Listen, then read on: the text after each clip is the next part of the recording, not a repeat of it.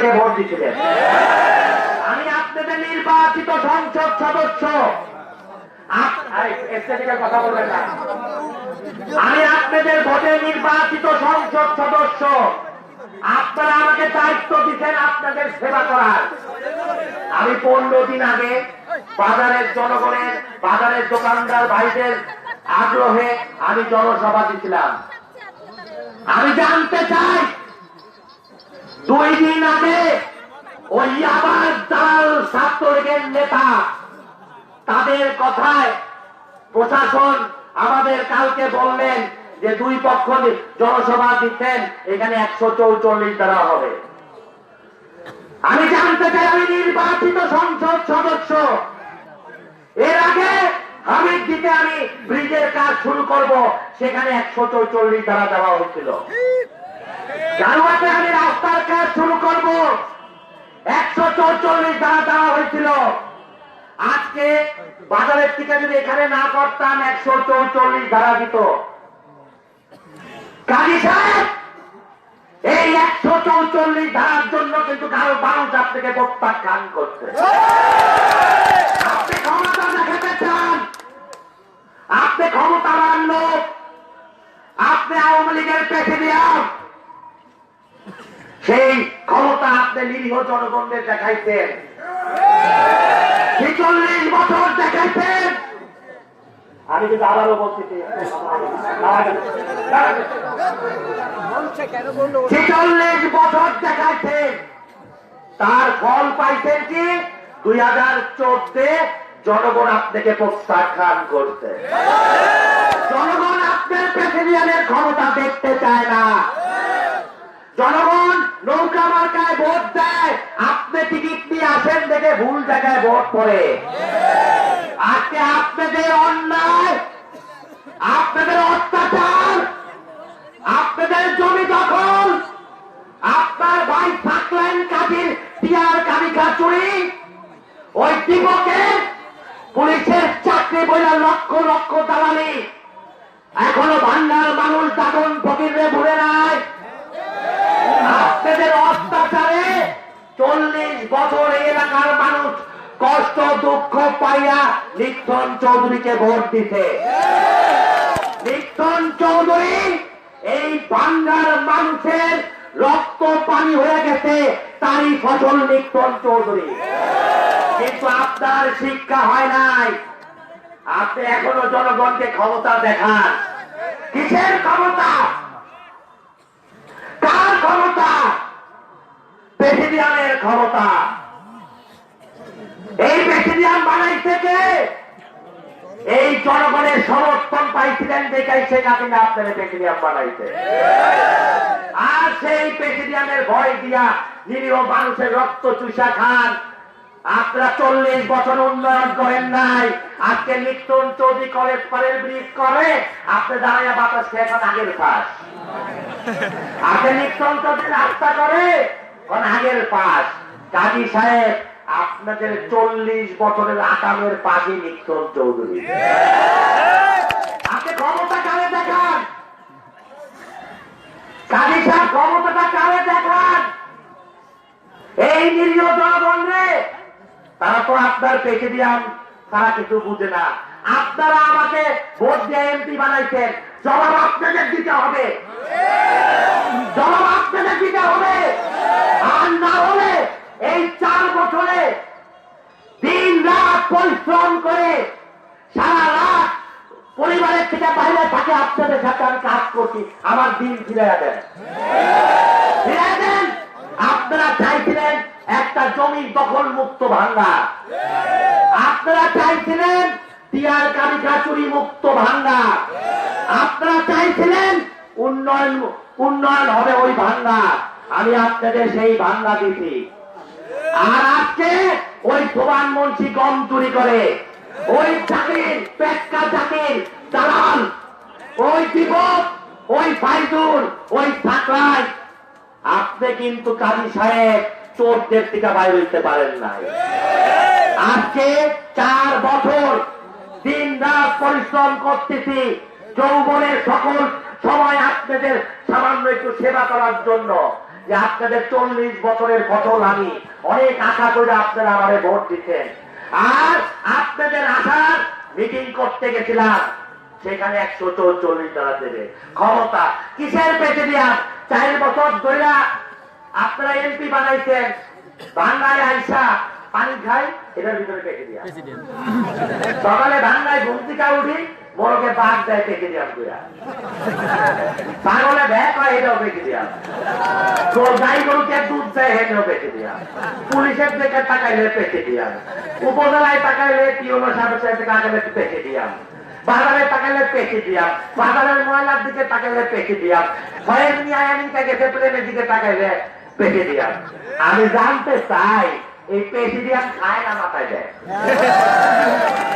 আমি কেমন প্রেসিডিয়াম দেখি না রে ভাই, আপনারা দেখছেন? আমি এমন প্রেসিডিয়াম দেখি নাই যে আমি মাথায় ট্যাগ খাই না মাথায় দেয়, এটাই বুঝলাম না।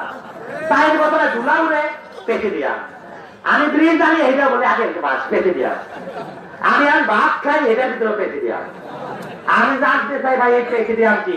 প্রেসিডিয়াম ওই যে উপরে আল্লাহ, আর আমরা জনগণ, আর মাঝখানে কেউ নাই। আর মাঝখানে যে প্রেসিডিয়াম আছে, বাংলার একটা ভারপ্রাপ্ত না কুপ্রাপ্ত, এটা কি নাম? মিলন না ফিরন?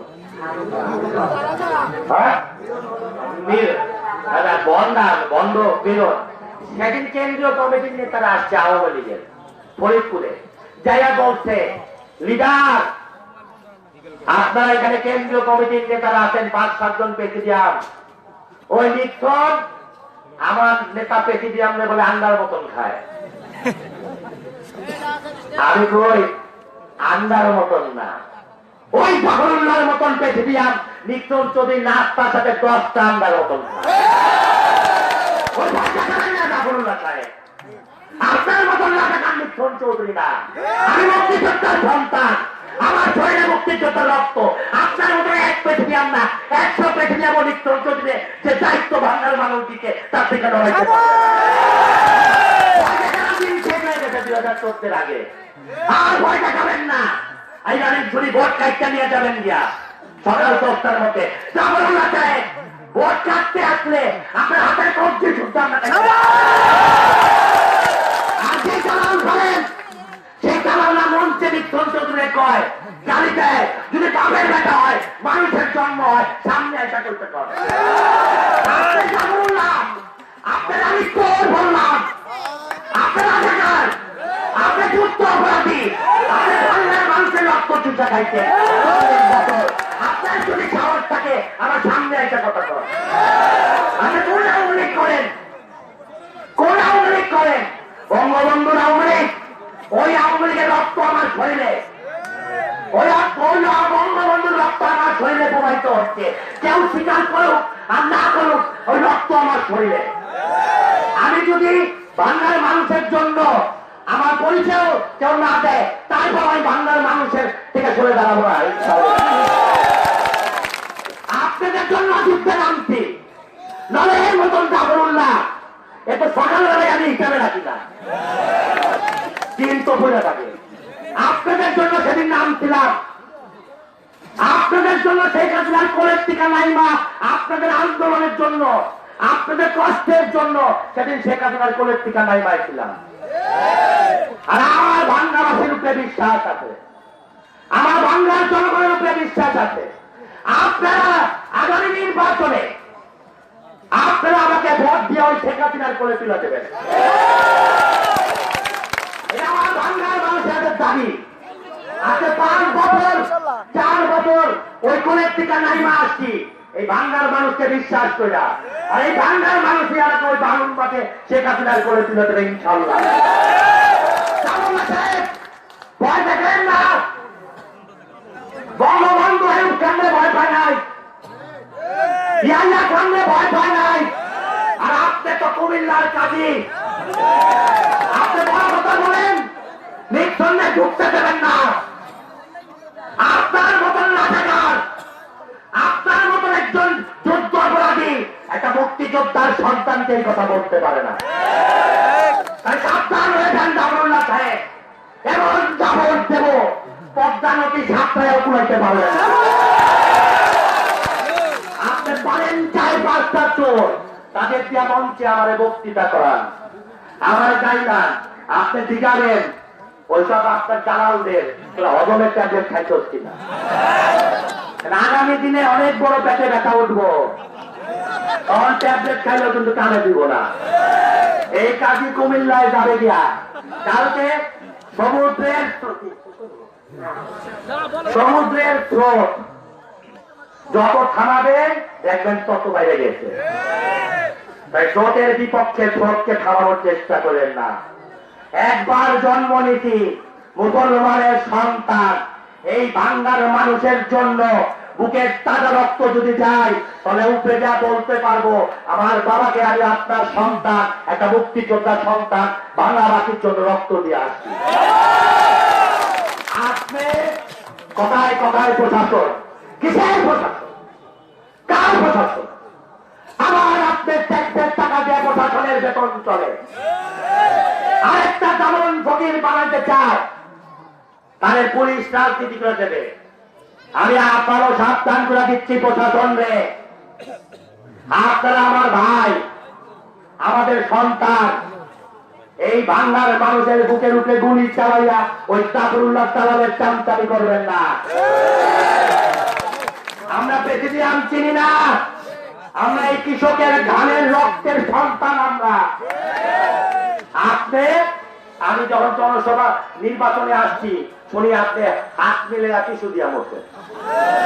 আপনি হাত মিলে মাম পানি দিয়া দন। নুরুল্লাহগঞ্জে একজন মুক্তিযোদ্ধা আছে মকবুল চাচা, সে আমার মাথায় হাত দিয়া বলছে যে বাগান তুমি আমাদের ইজ্জত রাখতো।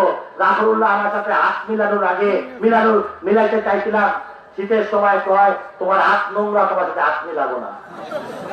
জাফরুল্লাহ সাহেব একজন মুক্তিযোদ্ধার হাত কোনদিন ময়লা হইতে পারে না।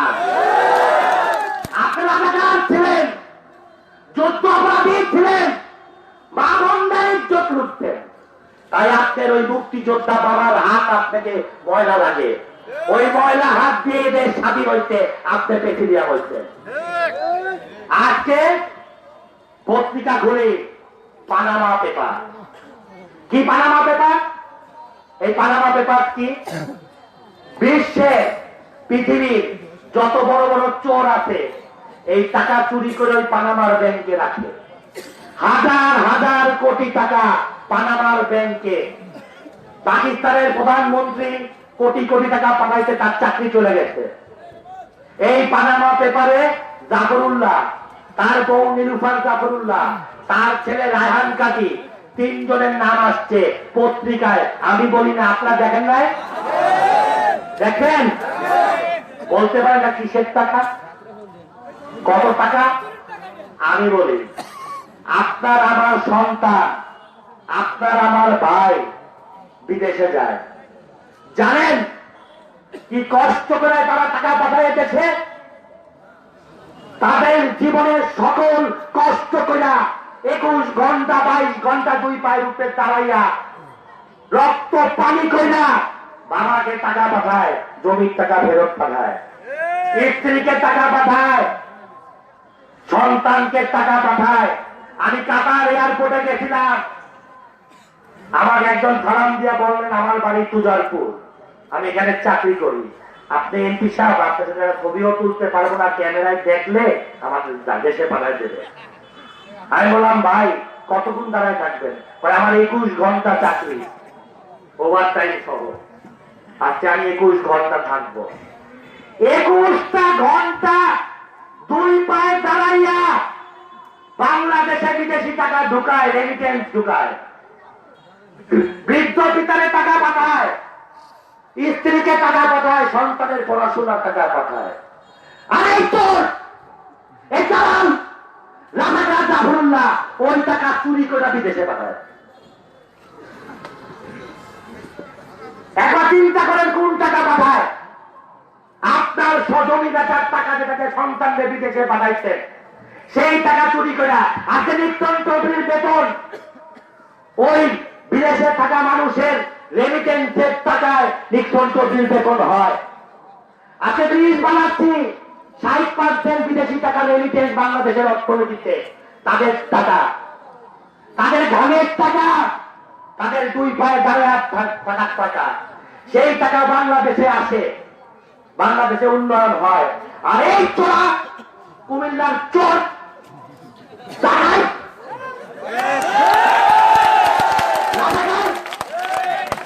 চোদ্দ অপরাধী মা বোনদের ইজ্জত লুটকারী, সে ওই টাকা চুরি করে আবার বিদেশ করে দেয়। বিশাল হবে জাফরুল্লাহ আপনি, বাংলা চৌরাস্তায় বিচার হবে আপনি, দেখে আপনি কত বড় প্রেসিডিয়াম। আগামী নির্বাচনের পর জনগণের মঞ্চে আপনার বিচার হবে ইনশাআল্লাহ। এই 11-22 ঘন্টা দাঁড়ায় থাকার কষ্টের টাকা ফেরত আনার বিচার হবে।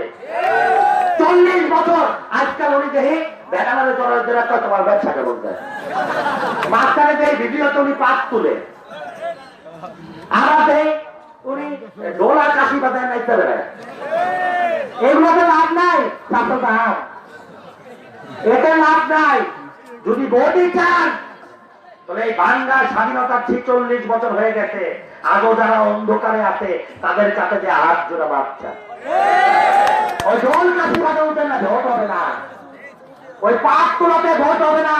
যদি ভোটই চান তো থাকলাইন ফাইজুর ওই তাদের যাদের কাছ থেকে আপনার নেতা কর্মীরা চুইসা রক্ত চুইসা জমি দখল কইরা ওই ফয়েজ মিয়ার মতন দালালরা চুইসা যে আপনাকে টাকা দিতে যারা পানামায় পাঠাইছেন তাদের কাছে যারা হাত ধরা বাচ্চান বাচ্চান যে আজকে বর্ষাকালে হাঁটু পর্যন্ত মাটিতে মানুষের কষ্ট করে ঘরে যাইতে হয়, সেই সব মানুষের কাছে